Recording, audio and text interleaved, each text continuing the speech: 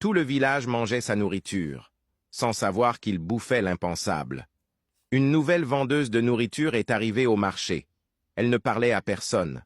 Mais son plat, tout le monde en parlait. Son ragoût faisait pleurer de bonheur. Sa sauce secrète guérissait même des malades. Mais un jour, une jeune fille a découvert ce qu'elle mettait vraiment dans ses marmites. Et ce que tu vas entendre va te faire réfléchir à 2 fois avant de manger dans la rue. Elle s'appelait Aminata, mais tout le monde la connaissait sous le nom de Tanti Ami.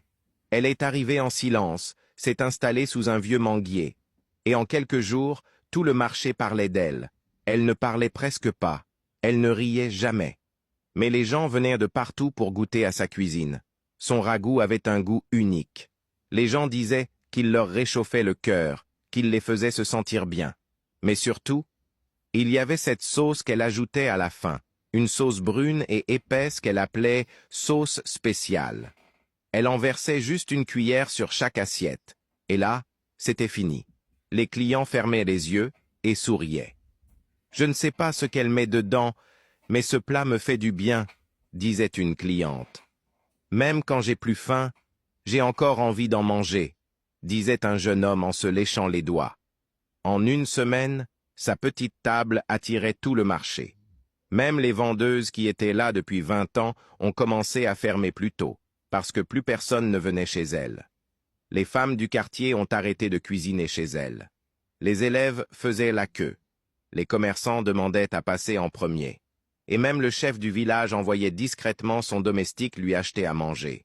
Mais ce que personne ne savait, c'est que Tanti Ami était née ici.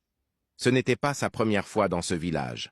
Sa mère, Binta, y avait vécu avant elle. Jeune et pleine d'espoir, elle était tombée amoureuse d'un homme du village. Il lui avait promis le mariage. Il avait juré de l'aimer pour la vie.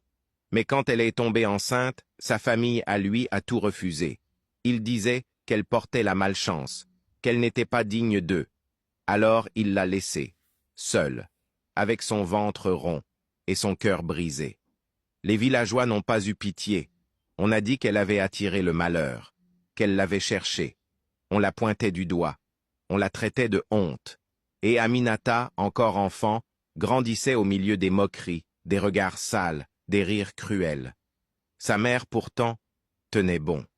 Elle l'a élevée seule, dans la dignité, avec les moyens du bord. Elle lui donnait tout ce qu'elle pouvait. Mais un jour, Binta est tombée malade, et personne n'a tendu la main. Elle est morte doucement, dans l'indifférence. Aminata est partie peu après, sans rien dire, mais avec tout ce poids dans le cœur. Des années plus tard, elle est revenue, pas en tant que victime, mais en tant que Tanti Ami, silencieuse. Et cette fois, elle avait quelque chose à offrir, un goût inoubliable. Chaque matin, elle sort un petit pot qu'elle garde caché près de ses pieds, et elle ajoute une pincée d'une poudre mystérieuse dans sa marmite, toujours discrètement, toujours la tête baissée. Ce que personne ne savait, c'est que Tanti Ami ne cuisinait pas seulement pour vendre, elle cuisinait pour se venger. Like et mette en commentaire 2e partie.